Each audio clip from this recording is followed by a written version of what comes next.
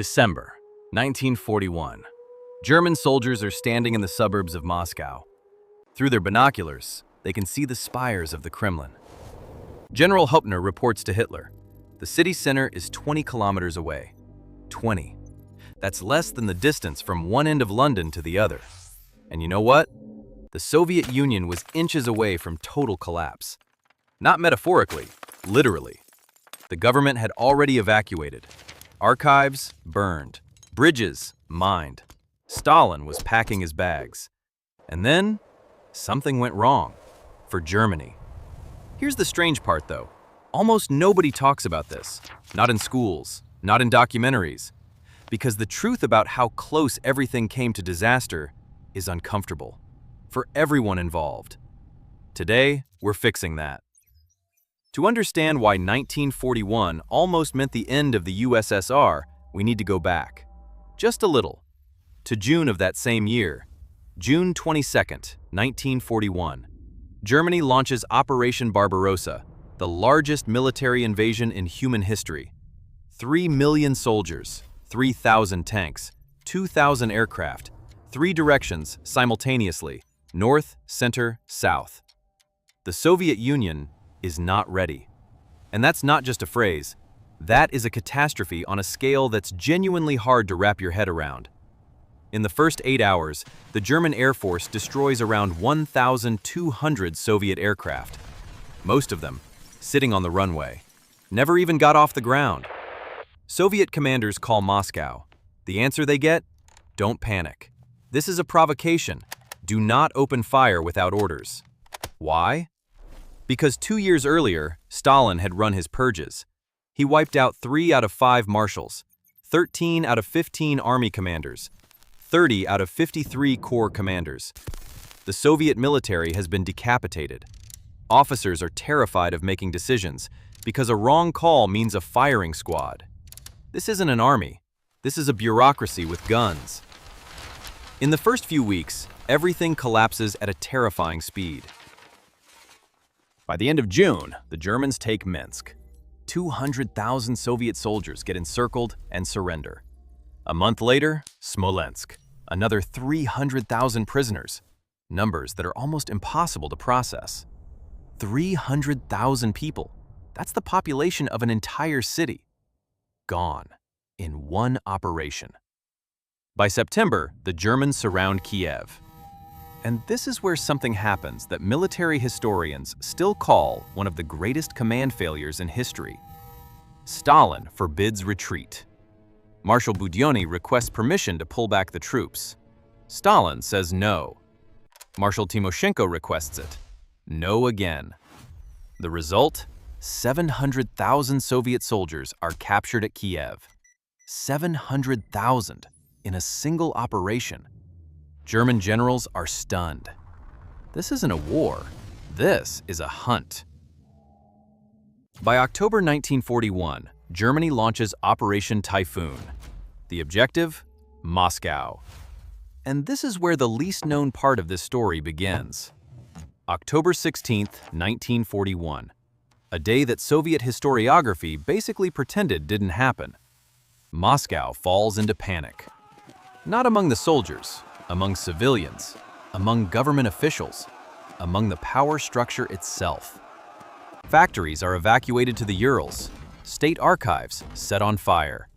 Lenin's body is quietly removed from the mausoleum and shipped to Tyumen, far from the front. Foreign embassies relocate to Kuibyshev, the backup capital they've been secretly preparing for weeks. NKVD agents start mining bridges, factories, government buildings. Moscow is being prepared for surrender. Rumors spread through the city. Stores are looted. Roads are jammed. Thousands of people fleeing east on foot, in cars, in carts. The police have vanished. There is no order. And at that exact moment, Stalin makes a decision that changes everything. He stays. That sounds like a small thing. It isn't. When word spreads across Moscow that the leader hasn't left, that he's still in the Kremlin, something clicks. The panic doesn't vanish overnight, but the direction shifts. November 7th, 1941. A military parade takes place on Red Square. A military parade, 20 kilometers from the front line. Soldiers march past Stalin and head straight to the battlefield, directly from the parade. This is pure psychology. Cold, calculated psychology. Stalin understands. If Moscow sees a parade, Moscow will believe the city won't fall. And it worked. But the parade isn't victory. The parade is borrowed time. Because by November, the Germans are right there. Kinki. Today, it's basically part of Moscow, a northern district. In November 1941, German motorcyclists reach Kinki.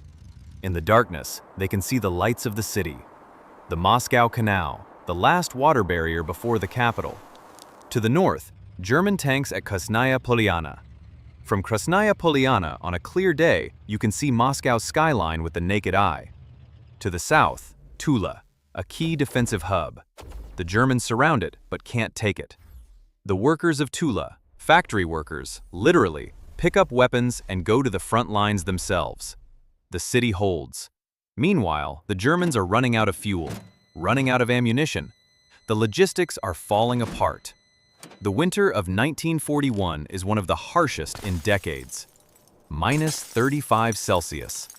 German soldiers are in summer uniforms. Tank engines freeze solid. Gun lubricant turns to wax. The blitzkrieg is over. And here is the twist that almost never gets mentioned in Western textbooks. Soviet intelligence. One man specifically, Richard Sorgi, a Soviet spy in Tokyo, operating undercover as a German journalist. In October 1941, he transmits a critical message to Moscow. Japan will not attack the USSR. The Japanese General Staff has decided to move south, into the Pacific, against the United States. That changes everything. Stalin transfers fresh divisions from the Far East, well-equipped, in winter gear, used to the cold. 15 divisions. Thousands of T-34 tanks. December 5th, 1941. Soviet forces launch a counteroffensive outside Moscow. The Germans are pushed back, for the first time in the entire campaign.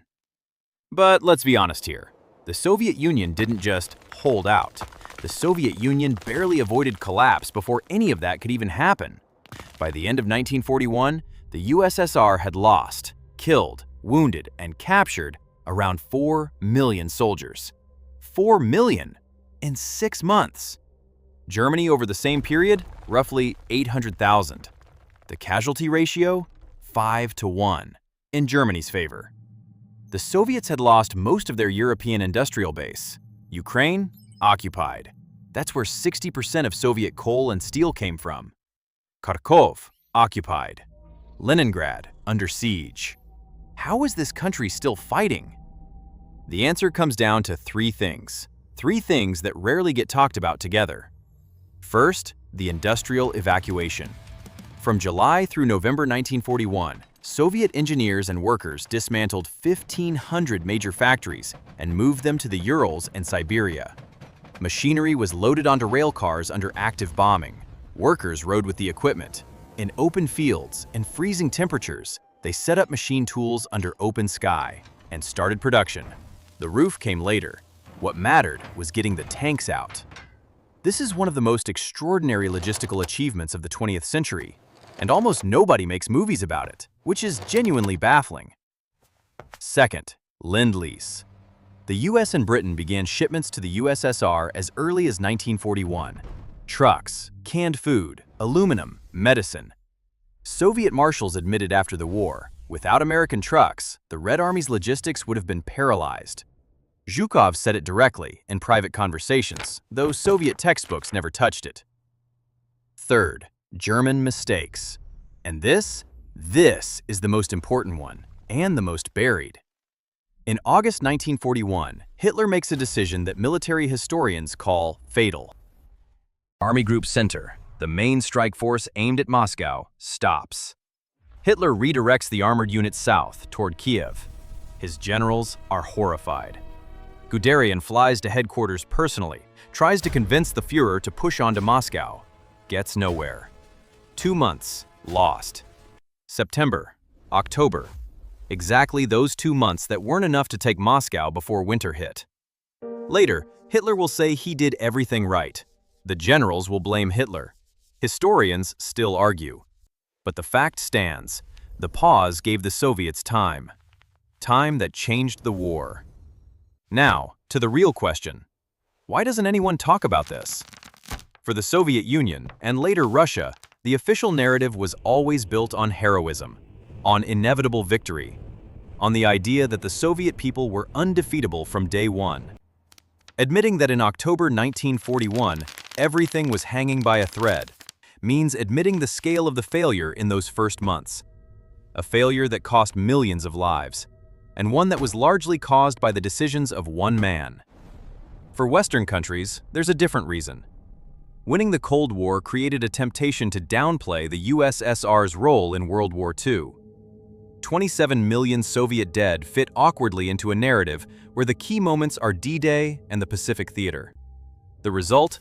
A massive, decisive chunk of the Second World War stays in the shadows. What would have happened if Moscow had fallen? This isn't an idle question. Historians take it seriously. Taking Moscow wouldn't necessarily have meant the end of the war. The Soviet government would have evacuated to Kuibyshev. The army would have kept fighting. Siberia and the Urals, untouched. But the symbolic weight would have been enormous. The fall of the capital could have broken morale. The Allies might have reconsidered their support. The Japanese could have reversed course and struck north, into Siberia after all. The chain of consequences is unpredictable. And that's exactly why December 1941 outside Moscow is one of the most important moments, not just in World War II, but in all of modern history. German soldiers in the suburbs of Moscow, 20 kilometers to the Kremlin. They were there, they saw it. And then the frost came, the Siberian divisions came, the counteroffensive came, and history turned the other way. Not because it was inevitable, but because several things lined up.